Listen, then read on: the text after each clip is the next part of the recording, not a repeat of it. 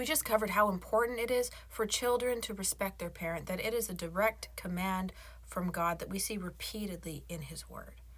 But we also see that there are instructions for parents to follow as well, and we're going to be looking at those today.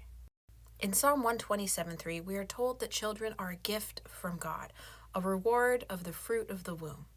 Children are to be loved and treasured. But if you love and treasure a child without discipline, you're not going to get the result that you want, and it is not going to be helping them at all. It's going to harm them.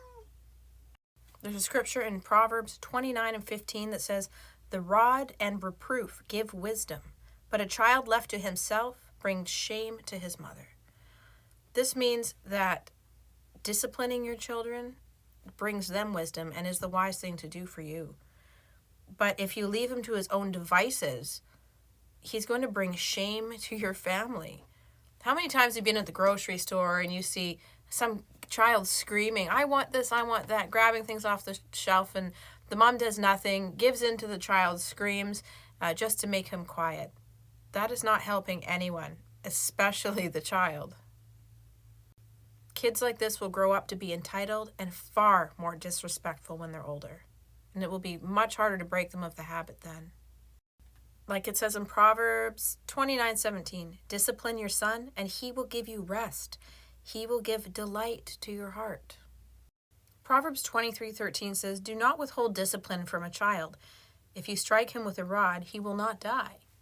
Now, I'm not telling you to ever strike your children. Absolutely not. How you decide to discipline your children with love and wisdom is between you and God and your husband or wife. But my interpretation of the scripture is essentially saying, do not withhold discipline from your child. It's not the end of the world if he is disciplined or she is disciplined.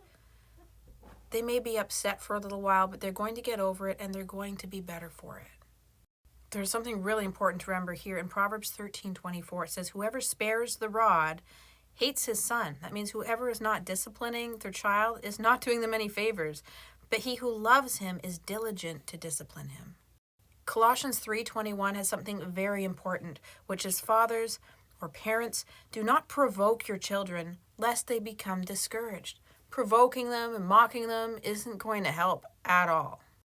This is also reflected in Ephesians 6:4. Fathers or parents, do not provoke your children to anger, but bring them up in the discipline and instruction of the Lord.